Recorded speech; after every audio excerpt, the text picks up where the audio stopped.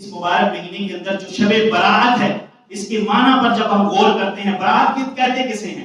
What is the meaning of برات؟ برات کہتے ہیں بری ہونا، آزاد ہونا. جیسے جیل سے کسی کو رہائی مل جائے، یہ بری ہو گیا، اس کو آزادی مل گئی. تو یہ جو برات ہے، شب کا مطلب رات ہے، برات کا مطلب بری ہونے والی رات. تو یہ جہنم سے بری ہونے والی رات ہے، جہنم سے چھٹکارے کی رات ہے. اس رات اللہ پاک اپنے بے شمار گناہگاروں کو جہنم سے آزادی عطا فرماتا ہے، جہنم سے خلاصی عطا فرماتا ہے. تو اللہ پاک اس مبارک رات کو ہمیں پانے کی توفیق نصیب فرمائے. نبی کریم صلی اللہ علیہ وآلہ وسلم کی مبارک احادیث کے اندر ہمیں اس رات کی عظمت، اس رات کی فوقیت اور اس رات کی جو برکت ہے وہ ہمیں نظر آتی ہے. حضرت مولا کائنات شیر خدا کرم اللہ تعالی وجہہ الکریم سے بڑی پیاری روایت جو ہم سنتے رہتے ہیں. آپ فرماتے ہیں کہ نبی کریم صلی اللہ تعالی علیہ وآلہ وسلم نے ارشاد فرمایا، یہ ترمذی شریف کی حدیث ہے. اب بات جو ہے وہ ہمیں شب برات کے موقع پر بھی دلائل دینے ہوتے ہیں. شب برات کے اندر مسجدوں میں رونق لگ جائے تو بعض لوگ بدعت کہہ دیتے ہیں اس کو، یہ کون سا کام نیا شروع کر دیا. اب شب برات کو بھی جو ہے وہ راتوں کو مسجدیں جو ہے وہ آباد کرو اور مسجدوں میں لائٹیں لگی ہوئی ہیں اور رات ساری جو ہے وہ لوگ جاگ رہے ہیں. اب جاگنا جو ہے عبادت کے لیے ہو تو وہ تو کبھی بھی جاگے تو ثواب ہے. اللہ کی بارگاہ میں جس وقت بھی بندہ جو ہے وہ رجوع کرے، توبہ کرے، استغفار کرے، اللہ پاک بخشنے پر قادر ہے، وہ معاف فرماتا ہے. لیکن یہ جو راتیں ہیں، شب برات ہے، شب قدر ہے، شب معراج ہے، یا اور جو مبارک راتیں ہیں، یا ہر ہفتے شب جمعہ ہے، جمعرات اور جمعے کی درمیانی رات، یہ مبارک راتیں وہ راتیں ہیں کہ جن راتوں کے بارے میں روایات کے اندر ارشاد فرمایا گیا. تو مولا کائنات ارشاد فرماتے ہیں، نبی کریم صلی اللہ تعالی علیہ وآلہ وسلم نے ارشاد فرمایا کہ شب برات مبارک رات اللہ پاک آسمان دنیا پر تجلی فرماتا ہے، اور آسمان دنیا پر تجلی فرمانے کا وقت جو ہے اللہ کا وہ مغرب کی نماز کے بعد شروع ہو جاتا ہے. مغرب کی نماز کے بعد شروع ہو جاتا ہے حتیٰ کہ طلوع فجر ہو جائے. طلوع فجر سے مراد فجر کی نماز کا وقت جب شروع ہوتا ہے. یہ جو رات کا سارا حصہ ہے، آپ فرماتے ہیں اس رات کے سارے حصے میں آسمان دنیا پر ایک آواز بلند ہوتی ہے، اور اس آواز میں منادی یہ کہہ رہا ہوتا ہے کہ ہے کوئی بخشش کا طلبگار کہ جس کی آج کی رات بخشش کر دی جائے، ہے کوئی روزی کا طلبگار کہ جس کو آج کی رات روزی دے دی جائے، ہے کوئی اولاد کا طلبگار کہ جس کو آج کی رات اولاد دے دی جائے، ہے کوئی مغفرت کا طلبگار کہ جس کو آج کی رات مغفرت دے دی جائے، ہے کوئی جہنم سے آزادی چاہنے والا کہ آج کی رات اسے جہنم سے آزادی دے دی جائے. یہ صدائیں مولا کائنات فرماتے ہیں کہ نبی کریم صلی اللہ تعالی علیہ وآلہ وسلم نے ارشاد فرمایا، یہ ساری رات صدائیں بلند ہوتی رہتی ہیں. ہم تھوڑا سا کسی سے کام کروانا ہو، یہ کوئی سرکاری جاب ہماری لگنی ہو، ہمیں کسی صاحب کے پاس یا کسی افسر کے پاس جانا پڑے تو ہم بڑے پیار کے ساتھ اور بڑے ادب کے ساتھ اور بڑے لجاجت والے لہجے میں جاتے ہیں، اور ریکویسٹ اور یہ جو ایک ایکسکیوز والا ایک سلسلہ ہوتا ہے اس انداز سے جاتے ہیں، اور جا کر جو ہے وہ ریکویسٹ کرتے ہیں، التجا کرتے ہیں، مانگتے ہیں. اب جو رب دینے والا ہے، جو رب ہر کچھ دے سکتا ہے، اس کی بارگاہ میں ایک رات حاضر ہونے سے قاصر ہو جاتے ہیں. اس کی بارگاہ میں جس رات آسمان دنیا پر صدائیں بلند ہو رہی ہیں، جس رات پکارنے والے پکار کر اللہ کی بارگاہ میں مغفرت کا سوال کر رہے اور اللہ مغفرت فرما رہا ہے، اس رات کی لوگ غافل ہوتے ہیں اور لوگوں کو اس رات کی اہمیت کا پتہ نہیں ہوتا. نبی کریم صلی اللہ تعالی علیہ وآلہ وسلم اس مبارک رات ایک دفعہ جنت البقیع کے اندر قبرستان، جنت البقیع مدینہ شریف کا یہ قبرستان ہے، اسے جنت البقیع کہتے ہیں. اللہ پاک ہمیں بھی وہاں دفن ہونا نصیب فرمائے.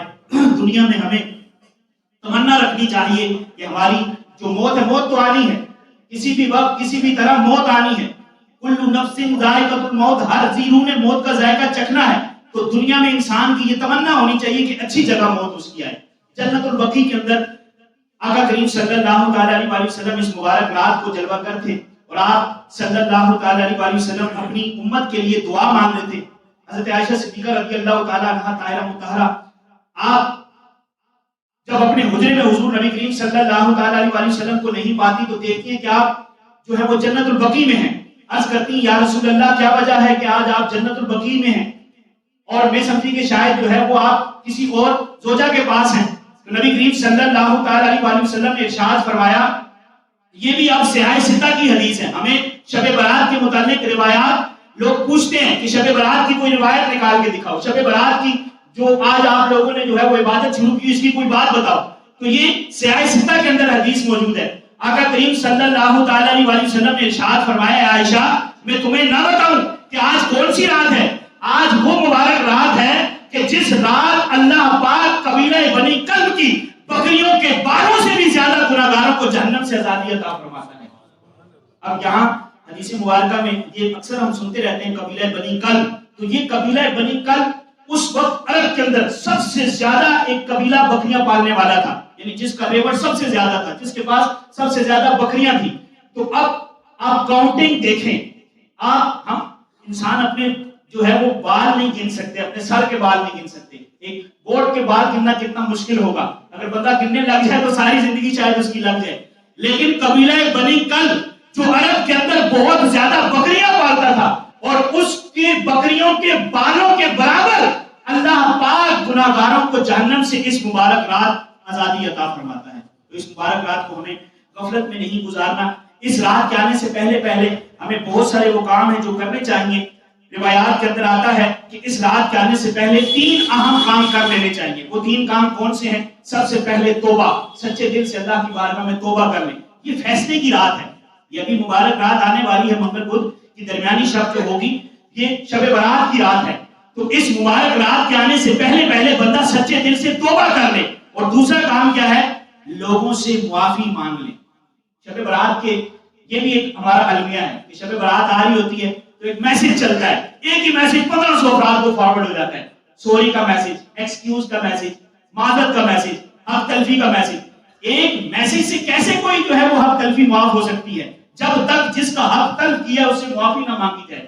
تو یہ بھی اہم چیز ہے کہ ہمیں سب سے پہلے اپنے والدین، اپنے بہن بھائی، اپنے گھر کے افراد اور جن سے ہمارا تعلق واسطہ روزمرہ معاملات میں رہتا ہے ان سے معافی مانگنی ہے کہ کسی کا حق ہم سے تلف نہ ہوا، کسی کی دل آزاری ہم نے نہ کی ہو، کسی کا مال نہ دبا لیا ہو.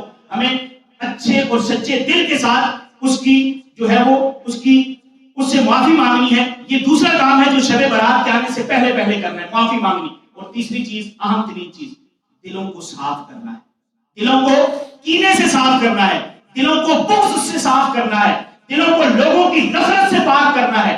اللہ پاک کے محبوب صلی اللہ علیہ وسلم نے ارشاد فرمایا کہ دلوں کے اندر جو بندہ بغض رکھتا ہے اللہ پاک ایسے دل کو پسند نہیں فرماتا. جو دلوں میں لوگوں کا بغض رکھتا ہے اللہ ایسے لوگوں کے دلوں کو پسند نہیں فرماتا. اور یہ جو ہمارے ہاں آج کل جو ہے وہ معاشرے کے اندر بڑی ایک چیز ہے کہ کسی کو معاف نہ کرنا، کسی کو معاف نہ کرنا. یار اس نے بڑا جرم کیا، اس نے بڑی جو ہے وہ زیادتی کی ہے، میں کیسے اس کو معاف کروں؟ میرا دل نہیں مان رہا، میرا دل اس بات پہ راضی نہیں ہو رہا کہ میں اس کو معاف کروں.